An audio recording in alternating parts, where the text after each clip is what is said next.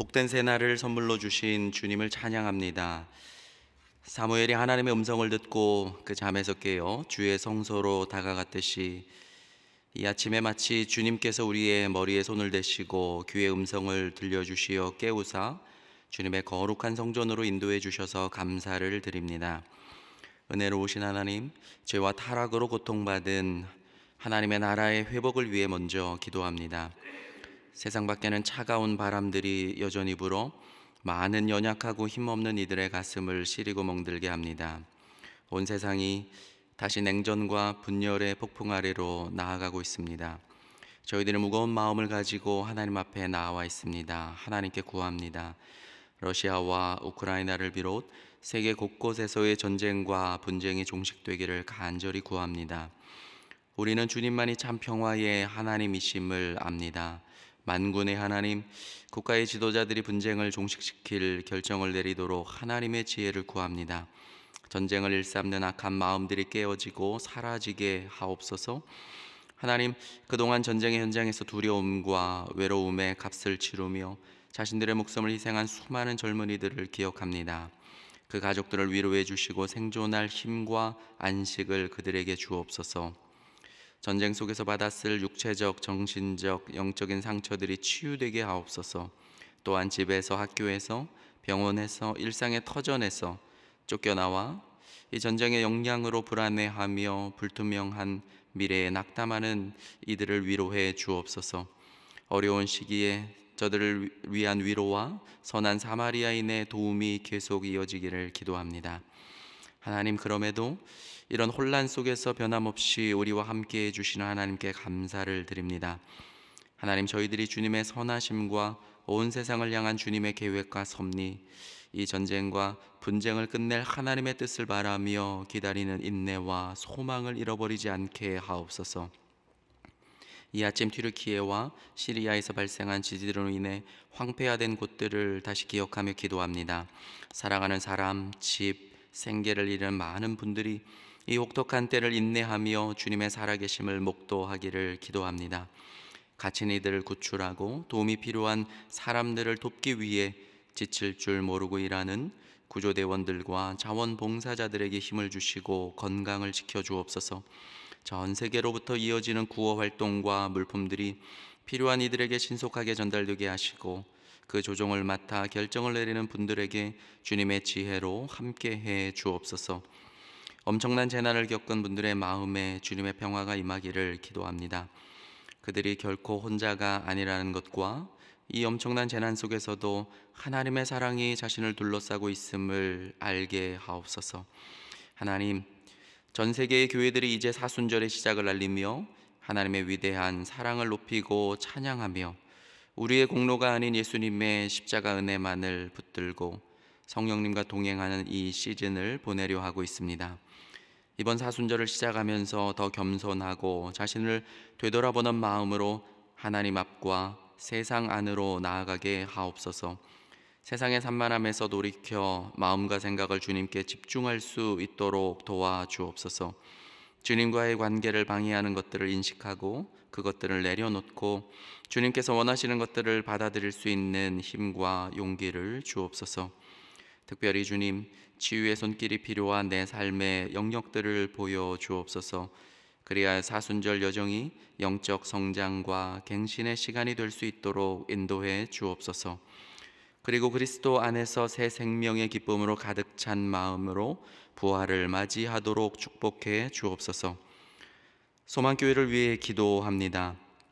주님의 사랑과 은총, 가르침을 성도들과 지역사회에 전파하는 사명을 계속할 수 있도록 김경진 담임 목사님께 주님의 지혜와 힘을 주시기를 기도합니다. 믿음의 굳건히 서서 성도들에게 위로와 격려를 전하며 사랑과 은혜로 교회를 인도할 수 있는 힘을 주옵소서. 이번 주 토요일과 주일에 계속해서 모이는 우리 유치부와 영어 아동부 또 중등부의 겨울 성경학교를 축복해 주시고 자라나는 아이들이 성경 말씀을 배우고 하나님을 알며 예수님을 나의 구주로 고백하는 은혜의 자리가 되도록 도와주옵소서. 준비하는 모든 분들에게 성령의 능력을 덧입혀 주옵소서. 오늘 하루도 기업과 또 직장과 일터와 또 학교와 병원과 곳곳에서 일하러 나아가는 모든 우리 성도들의 발걸음을 축복해 주시고 그 생애의 현장마다 하나님의 가득한 은총을 내려 주옵소서. 이제 우리가 하나님의 말씀을 읽고 묵상하기 위해 나아갑니다. 하나님의 인도와 임재가 함께 있기를 기도합니다. 우리의 마음과 생각을 열어 주님의 진리와 지혜를 받아들일 수 있게 해 주옵소서. 말씀의 깊이와 의미를 이해하도록 성령님 도와 주옵소서. 그리고 겸손과 경건함으로 말씀과 가까이 살아가도록 인도하옵소서. 하나님께서 말씀을 통해 내게 말씀하시고 또 내 삶에 대한 주님의 뜻과 목적을 나타내 주시기를 기도드립니다. 주님의 말씀을 읽고 묵상하는 것이 우리에게 힘과 능력의 원천이 되고 주님과의 관계가 깊어지게 하는 시간이 되게 하옵소서. 존귀하신 예수 그리스도의 이름으로 기도드립니다. 아멘. 이 시간 주시는 하나님 말씀은 룻기 4장 1절에서 6절의 말씀입니다. 함께 봉독하시겠습니다. 보아스가 성문으로 올라가서 거기 앉아 있더니 마침 보아스가 말하던 기업물을 자가 지나가는지라. 보아스가 그에게 이르되 아무개여 이리로 와서 앉으라 하니 그가 와서 앉음에 보아스가 그 성읍 장로 10명을 청하여 이르되 당신들은 여기 앉으라 하니 그들이 앉음에 보아스가 그 기업물을 자에게 이르되 모압 지방에서 돌아온 나오미가 우리 형제 엘리멜렉의 소유지를 팔려 함으로 내가 여기 앉은 이들과 내 백성의 장로들 앞에서 그것을 사라고 내게 말하여 알게 하려 하였노라. 만일 내가 물으려면 물으려니와 만일 내가 물으지 아니하려거든 내게 구하여 알게 하라. 내 다음은 나요 그 외에는 물을 자가 없느니라 하니 그가 이르되 내가 물으리라 하는지라. 보아스가 이르되 내가 나오미의 손에서 그 밭을 사는 날에 곧 죽은 자의 아내 모압 여인 룻에게서 사서 그 죽은 자의 기업을 그의 이름으로 세워야 할지니라 하니 그 기업 물을 자가 이르되 나는 내 기업에 손해가 있을까 하여 나를 위하여 물으지 못하노니 내가 물을 것을 내가 물으라. 나는 물으지 못하겠노라 하는지라. 아멘. 인생은 종종 위기에 처했을 때 용감한 믿음의 행위 때문에 회복되는 것을 보게 됩니다. 우리 룻기서의 절정은 이제 룻기 4장 11절 12절 내일 살펴볼 본문인데요. 이 4장 11절 12절에 모든 백성과 장로들이 이제 보아스와 룻의 용기 있는 그 믿음의 행위를 칭찬하면서 그들에게 삼중적인 축복을 하는 것에 있습니다. 11, 12절에 보면 특별히 룻을 여러 여인들에 빗대어 축복을 하죠. 레아와 또 라헬의 견주입니다. 그들은 이스라엘 온 족장의 어머니이죠. 또한 다말에 빗대어 축복합니다. 다말 또한 남편이 죽고 대가 끊어질 위기에 시아버지에게 창녀의 변장을 하고 나타나 자녀를 잉태하게 되죠. 그러나 그것은 대단한 믿음의 행동이었고 이를 통해서 유다 지파의 한 갈래였던 베레스 족속이 이어집니다. 보아스가 바로 그 베레스 지파에 속하게 되는 것이죠. 이제 룻이 엘리멜렉의 가문의 대가 끊어질 위기에 처했을 때 그녀 또한 용감한 믿음의 행위로 이 가문을 보존시킵니다. 그런데 오늘 본문에서 읽었지만 또 한편 오늘 본문은 이와 정반대로 아무개 씨를 무척이나 강조하고 있습니다. 우리 본문 1절을 다시 읽어봅니다. 보아스가 성문으로 올라가서 거기 앉아 있더니 마침 보아스가 말하던 기업 물을 자가 지나가는지라. 보아스가 그에게 이르되 아무개여 이리로 와서 앉으라 하니 그가 와서 앉으매. 이 아무개라는 이 사람, 그의 치졸하고 또 이기적이고 또 탐욕스러운 하나님의 거대한 구속사의 안목에 깜깜무소식인 그저 자기의 삶 안에 갇혔고 또 그런 인생에 대해서 성경은 이렇게 말합니다. 아무개요 이리로 와서 그저 앉으라. 히브리어로 플로니 알모니 아무개요. 이 단어는 그저 잡동사니를 부를 때 쓰는 낱말입니다. 이스라엘에서는 대개 형제들을 아히, my brother, 내 형제요. 오늘날도 그렇게 친한 사람들을 부르곤 합니다. 심지어 4장 3절에 엘리멜렉조차 우리 형제라고 부르는데 오늘 본문은 특별히 이 기업물을 자를 향하여서 플로니 알모니라고 부르고 있습니다. 너무나도 세심하게 모든 인물들의 이름을 계속 거론했던 룻기가 아닙니까? 룻기의 결론도 족보 이름들입니다. 그러나 플로니 알모니 아무개여, 그에 대한 경멸적인 태도를 더욱 자극하고 있어요. 베들레헴은 작은 마을이고 서로가 서로를 모를 리가 없지 않겠습니까? 그렇기 때문에 성경은 이 플로니 알모니에게 그 가치를 충분히 느끼지 못했기 때문에 그의 이름을 기록할 이유조차 여기지 않았을 것입니다. 그래서 저 또한 오늘 아침 설교를 통해서 이 아무개 씨를 계속 히브리어의 표현인 플로니 알모니라고 부르고자 합니다. 룻은 나오미의 전략대로 어제 살펴보았듯이 무모한 야밤에 그런 작전을 펼쳤습니다. 보아스가 인자한 사람이었기 때문에 이 무모한 작전을 펼칠 수 있었던 것이죠. 보아스가 종들이 타작할 때에 친히 그들 곁에서 어제 본문 보면 이제 함께 머뭅니다. 그리고 일꾼들을 격려하고 또 먹고 마실 것을 후히 주고 또 그들과 저녁을 같이 먹고 즐겁게 잠시 지내게 됩니다. 이후 적당한 때에 이제 거기서 잠들게 되죠. 심지어 곡식단 더미 끝에 누워 잠들 만큼 보아스는 소박한 사람으로 보입니다. 그때 룻이 한밤중에 보아스의 발치 이불을 들고 그의 이불 속으로 들어가서 거기 눕습니다. 저는 이제 이렇게 봐요. 이 밤, 그죠? 그 밤, 이제부터 룻에게는 굉장히 긴 밤이 시작되었다고 봅니다. 룻은 그 영혼의 깊은 밤을 견뎌야 할 것입니다. 그리고 오직 보아스의 인자함, 헤세드만이 필요했을 것입니다.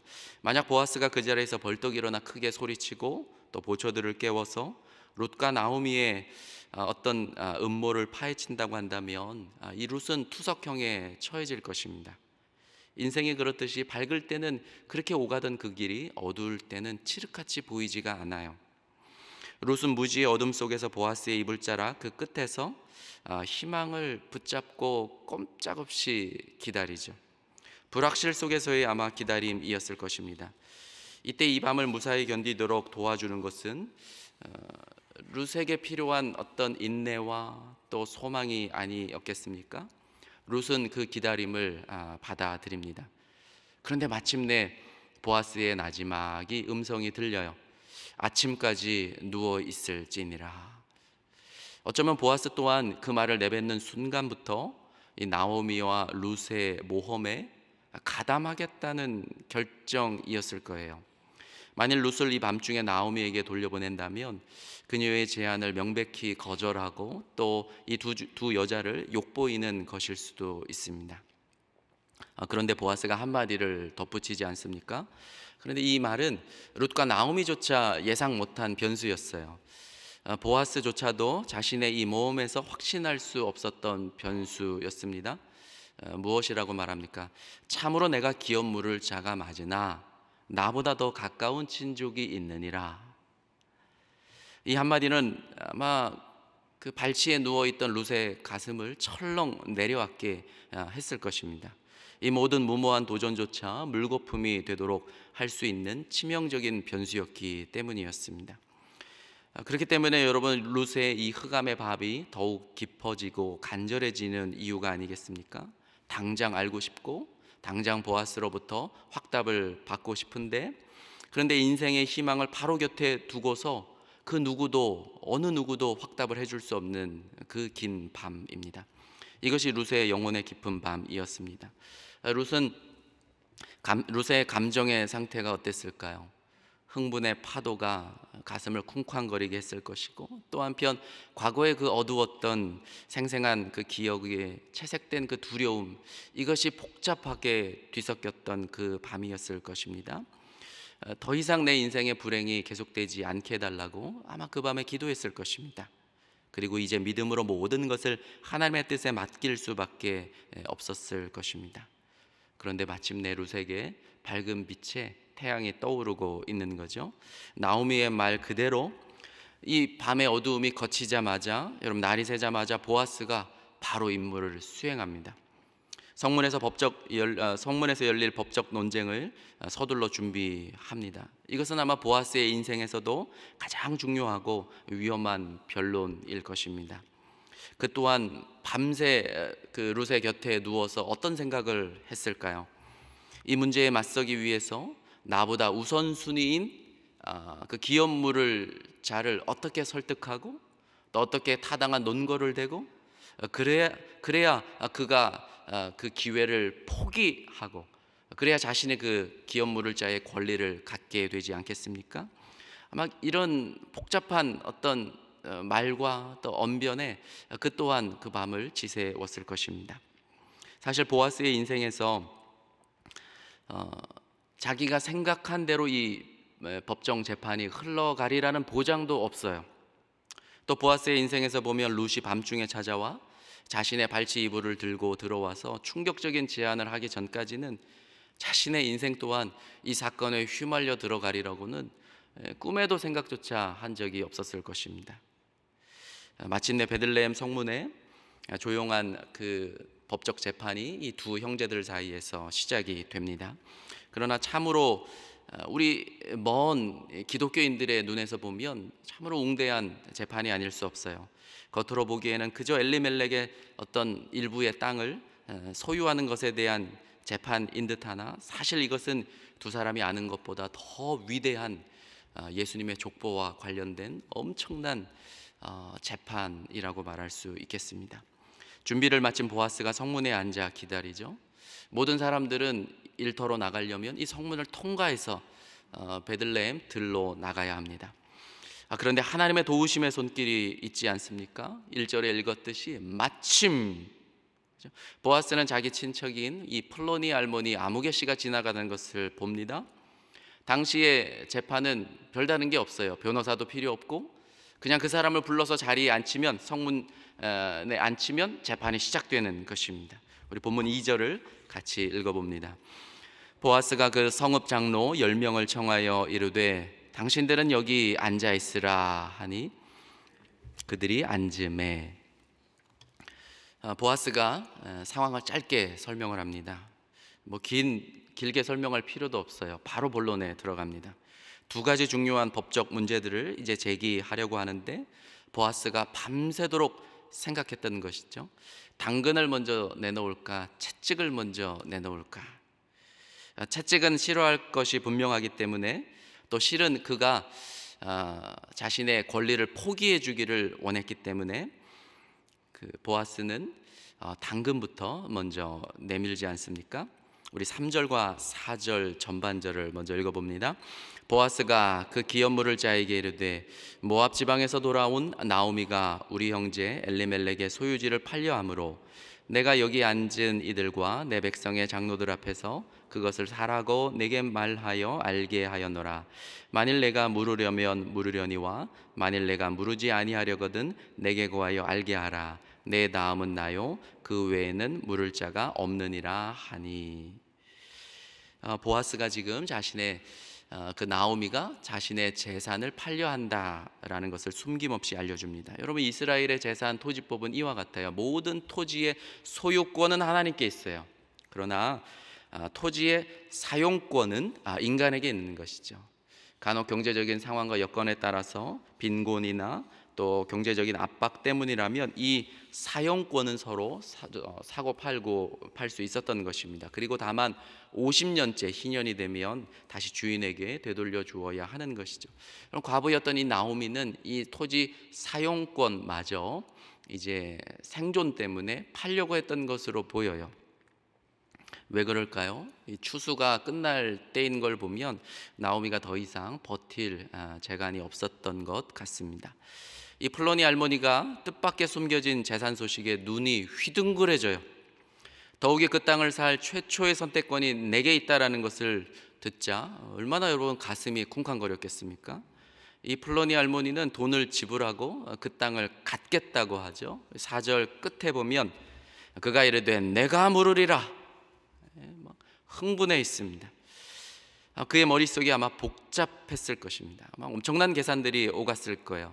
상속자가 없는 땅, 이런 땅이 어디 있습니까? 그래, 이 나오미가 이제 그 죽을 때까지만 내가 돌보자. 그 비용 얼마 되지 않을 거야.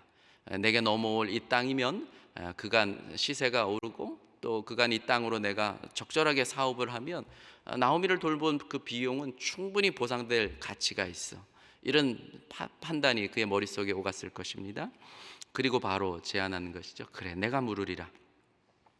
여러분, 이때 이제 보아스가 채찍을 풀어놓을 때가 되는 것이죠. 언제나 보면 인생은 그 언어의 타이밍이 참 중요한 것 같아요. 이 플로니 알모니가 또 성문에 앉았던 이 10명의 장로들조차 몰랐던, 그러나 유독 보아스만이 알았던 한 가지 사실을 이제 내어놓습니다. 어쩌면 믿기로 유혹을 했는지도 몰라요. 그러나 하나님께서 이 탐욕스러운 자들의 눈을 또 오히려 가리게 하셨을지도 모릅니다. 보아스가 채찍을 공개하죠. 굉장히 능숙한 전략이고 아마 밤새도록 그가 생각했던 전략이 아닐까 싶어요. 우리 5절을 한번 읽어봅니다. 보아스가 이르되 내가 나오미의 손에서 그 밭을 사는 날에 곧 죽은 자의 아내 모압 여인 롯에게서 사서 그 죽은 자의 기업을 그의 이름으로 세워야 할지니라. 어찌 보면 이게 보아스의 그 마지막 지푸라기였을 수도 있어요.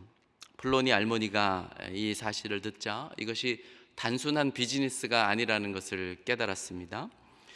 초자연적인 자비와 헌신이 필요한 것임을 알게 됩니다. 머릿속이 복잡해지죠. 다시 4가지 손해가 날 것이라고 아마 생각했던 것 같아요. 첫째는 분명히 내 자식들이 있는데 이 모압의 여인과 결혼해서 또 자녀들이 생기게 되면 자녀들이 많아지고 그 자녀들도 우리 가정에 들어오게 되면 이 재산 분배 비율이 복잡해질 게 이게 뻔하는 거예요. 둘째는 이 수원법을 지키면 빚을 갚아주고 또 자식을 낳아주고 그 자식의 이름으로 그 땅을 있게 해줄 것이 분명하니까 내게 돌아올 아무런 이득이 없는 거예요. 셋째는 이 여자는 모압 여인이고 앞으로 자신의 사업상의 입지와 명성에 어떤 영향을 끼칠지 누가 알겠습니까? 마지막 넷째는 저쪽의 남자들이 저 여자를 만나 모두 객사했는데 충분히 그럴 만한 이유가 있다고 들었기에 왜 내 인생에 그런 생명의 위험을 걸겠는가? 플로니 알모니가 번복을 하면서 여러분 말하지 않습니까? 우리 본문 6절을 마지막으로 읽어봅니다. 그 기업 물을 자가 이르되 나는 내 기업에 손해가 있을까 하여 나를 위하여 물으지 못하노니 내가 물을 것을 내가 물으라. 나는 물으지 못하겠노라 하는지라. 오늘 말씀 그 룻기의 배경이 되고 있는 사사시대라고 말하고 있어요. 사사시대는 어떤 시대입니까? 각기 자기의 소견대로 행하던 시대입니다. 하나님의 계획 또 하나님의 뜻, 하나님의 흘러가는 구속사적인 것과 아무런 상관이 없이 그저 자기의 이익대로 자기의 판단대로 살아가는 시대라는 것이죠. 하버드대 교수로 지낸 조지 무어라는 교수는 이 룻기의 배경을 특별히 사사시대 가운데 기드온의 시대로 특별히 한정시키고 있어요. 물론 반론도 많아요. 왜냐하면 이 기드온의 시대를 보면 그 미디안 족속이 건너와서 이스라엘을 혹독하게 압박하고 그 땅에 기근이 들게 하고 많은 사람들이 이 모압 땅으로 이렇게 건너가던 그런 역사적인 배경과 연결시켜서 이 룻기를 해석을 하였습니다. 어쨌든 그와 같은 사사시대에 우리가 어떻게 살아야 할지를 깨닫게 해주는 본문이 아닐 수 없어요. 한 3가지 그 인물에 따른 교훈만 요약하고 말씀을 마치고자 합니다. 첫째는 플로니 알모니의 모습 속에서 그가 취한 태도일 것입니다. 하나님의 선한 율법까지도 그는 자신의 이익을 위해서만 이용하는 지극히 이기주의적인 태도를 오늘 보이고 있어요. 어쩌면 평범한 우리를 반영하는 인간상일 수 있겠습니다. 각자 소견에 옳은 대로 사는 거죠. 사실 누가 무엇라 하지는 않습니다. 그저 우리가 아쉬워하고 또 너무나도 애석하게 이 플로니 할머니 아무개 씨를 바라보자면 아쉽죠. 그는 시편 기자의 증조 할아버지가 될 기회를 놓쳤다는 것입니다. 하나님은 그런 이들을 향해서 그저 자기의 인생을 그렇게 살라고 내버려 두시는 것 같아요. 그는 룻의 남편이 되기에는 너무 평범했습니다. 둘째는 아마 룻일 것입니다. 플로니 할머니의 따분하고 또 모험심 없고 또 돈에 벌벌 떠는 사람의 유형을 우리로 하여금 잊어버려라.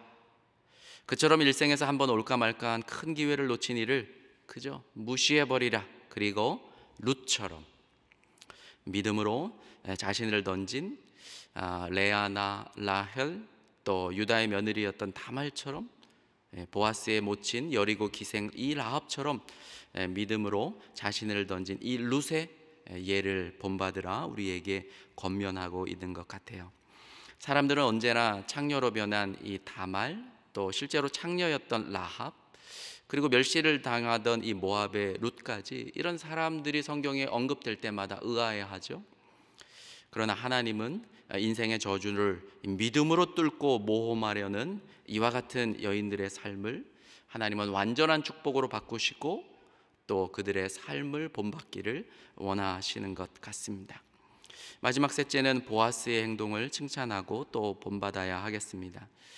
자신의 인생의 사실을 이와 같은 모험에 말려들이라고는 그는 전혀 생각하지 않았습니다.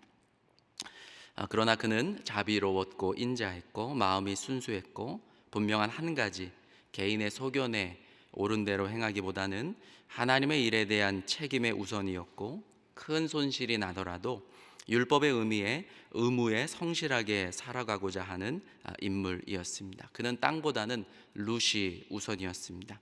거기에는 용기가 있었죠. 어찌 보면 이 보아스는 혼혈 가족이에요. 여리고 그 가나안 어머니 창녀 라합과 함께 살면서 혼혈 가정에서 자라는 것이 어떤 삶인지를 보아스는 잘 알았어요. 그렇기 때문에 그가 모든 위험을 감수하고 사회적으로는 용납하기 어려웠던 이 모압의 여인과 결혼하는 것을 그 또한 선택하지 않았나 싶습니다. 이것은 전통에 맞서고 또 손해에 맞서고 또 주변의 반대에 맞서는 용기의 문제가 아닐까 싶습니다. 말씀을 마칩니다. 플로니 할머니가 신발을 벗어서 보아스에게 넘기는 순간, 어찌 보면 보아스의 인생은 시작되는 순간일 것입니다. 그 신발을 받아들었을 때 보아스는 자신의 인생의 의미와 목적을 깨달았을 것입니다. 자기가 갖고 있었던 모든 것을 버리고 이 룻이라는 보화를 그는 얻었던 것이죠. 천국은 마치 그와 같다고 생각됩니다. 밭에 감추인 보화 같으니 사람이 이를 발견한 후 숨겨두고 기뻐서 돌아가서 자기의 소유를 다 팔아 그 밭을 사느니라. 오늘 아침에 이와 같은 지혜와 또 믿음과 용기가 우리에게 허락되기를 간절히 기도했으면 좋겠습니다. 함께 기도드리겠습니다. 하늘에 계신 우리 아버지, 아버지의 이름을 거룩하게 하시며 아버지의 나라가 오게 하시며 아버지의 뜻이 하늘에서와 같이 땅에서도 이루어지게 하소서. 오늘 우리에게 일용할 양식을 주시고 우리가 우리에게 잘못한 사람을 용서하여 준 것 같이 우리 죄를 용서하여 주시고 우리를 시험에 빠지지 않게 하시고 악에서 구하소서. 나라와 권능과 영광이 영원히 아버지의 것입니다. 아멘.